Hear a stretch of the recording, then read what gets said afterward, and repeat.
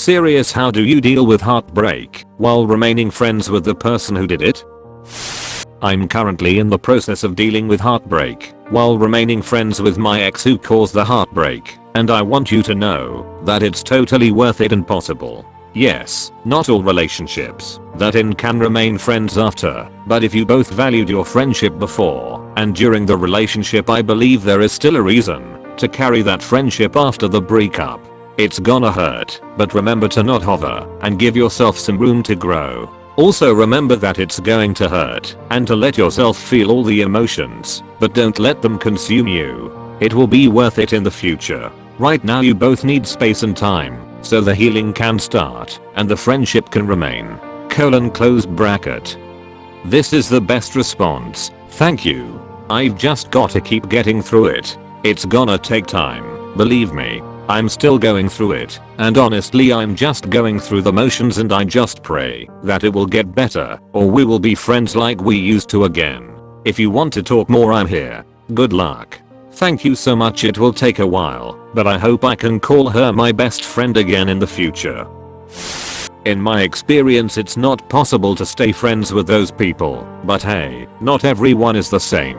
I suppose you could set personal boundaries for yourself. Maybe not look at their social media. I have managed to stay friends with an ex before, so I'm confident that this one will have the same outcome, and thank you for the idea. You don't have to, you know that, right? Sometimes it's portrayed as the mature thing to do, but what's really mature is respecting your feelings and not having a friendship that's forced or uncomfortable for you. Other than that, I would say give it time and try to understand the other person's perspective on the relationship. Be thankful for everything that's happened. I'm really thankful for it, and I don't feel like I have to. I genuinely want to stay as her friend. So you're already half the way. Don't worry, I know it's cliche, but all this had to happen exactly how it did. If the feeling is mutual, just give it time and things will flow naturally into friendship. What works for me usually is when we would just have regular conversations like normal people. Whenever we started to do that, we grew close enough to bridge the gap that grew between us. We didn't go out again, but we remain friends still.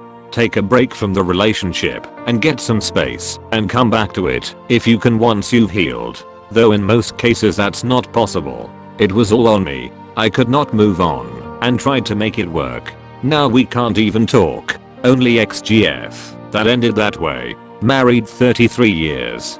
But boy did I F up that relationship. It's okay, man. Sorry, I didn't mean to make anyone remember anything bad. I hope you're doing much better and happy in your current relationship. Dude, take a break.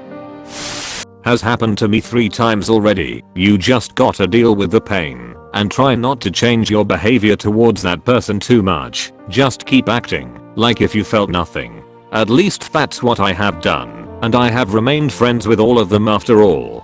It is obviously really hard and painful to do, but shit happens, I guess. It also depends of the attitude of said person. Some people handle it better than others.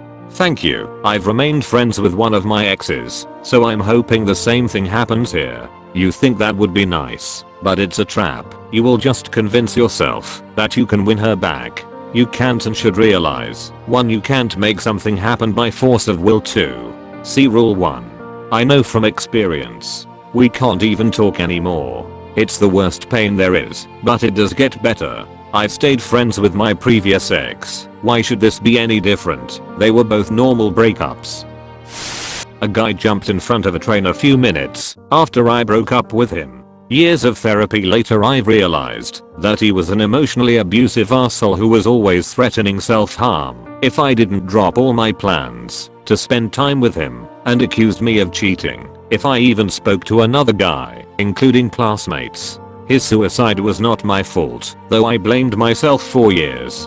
He had serious mental health problems, and it has been suggested to me many times that he likely did this because he realized he could no longer control me, and it was a last attempt to inflict pain on me that I would continue to live with. Wow, I'm so sorry. I went through something very similar to yours. That takes a toll on you. I'm happy you got help and realized it wasn't you. Doesn't hurt any less though.